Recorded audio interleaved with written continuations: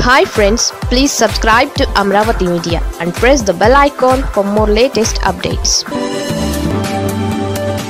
చంద్రబాబుకు టీడీపీ ఎమ్మెల్యేల ఝలక్.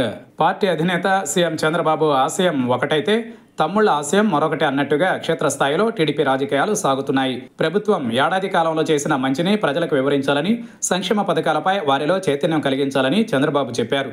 అంతేకాదు వైసీపీ హయాంలో జరిగిన సంక్షేమమే గొప్ప అని ఆ పార్టీ చెబుతున్న నేపథ్యంలో ఆ పార్టీ చేసిన సంక్షేమానికి ఇప్పుడు జరుగుతున్న సంక్షేమానికి కూడా పోలిక పెట్టి ప్రజలకు వివరించాలని దిశానిర్దేశం చేశారు.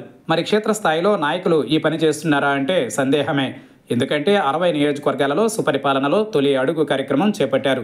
కానీ నాయకులు ఇలా వచ్చి అలా వెళుతున్నారని పార్టీ అధిష్టానానికి తెలిసింది.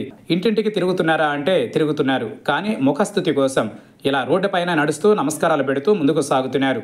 పట్టుమని 10 గడపల ముందు కూడా నిలబడి గత ప్రభుత్వం ఇలా చేసింది, మేము ఇప్పుడు ఇలా చేస్తున్నామని వివరించే నాయకులు 10 మంది కూడా లేరన్నది తేలిన వాస్తవం. నిజానికి ఇంటింటికి తిరగమని చెప్పడం వెనుక ఉద్దేశ్యం ఇప్పటికిప్పుడు ఎన్నికలు వచ్చేస్తాయని కాదు. వైసీపీ వ్యూహాత్మకంగా తమ హయాంలోనే ఎక్కువగా మేలు జరిగిందని చేస్తున్న ప్రచారం కనుక బలపడితే అది ఎప్పుడు ఎన్నికలు వచ్చినా ఇబ్బందికి దారితీస్తుందన్న ముందస్తు ఆలోచనలతోనే చంద్రబాబు ఈ కార్యక్రమానికి శ్రీకారం చుట్టారు. కానీ ఈ క్రమంలో సదరు ఉద్దేశ్యాన్ని విస్మరిస్తున్న నాయకులు ఈ విషయాన్ని గ్రహించలేకపోతున్నారు.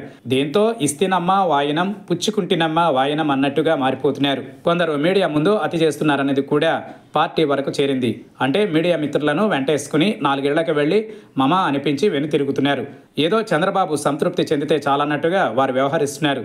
కానీ వాస్తవానికి ప్రజల సంతృప్తి కోసమే ఈ కార్యక్రమాన్ని చేపట్టాలన్న స్పృహ కూడా చాలామంది మరిచిపోతున్నారు. కొందరు ప్రజలను కలుస్తూనే సొంత వ్యవహారాలను ఫోన్లలో చక్కబెట్టుకుంటున్నారు. ఓ గంటలో అక్కడుంటా అంటూ ఓ ఎమ్మెల్యే చేసిన వ్యాఖ్యలు వైరల్ కూడా అయ్యాయి. దీనిని బట్టి వారు ఎంత నిబద్ధతతో ఈ కార్యక్రమాన్ని నిర్వహిస్తున్నారో అర్థమవుతోంది.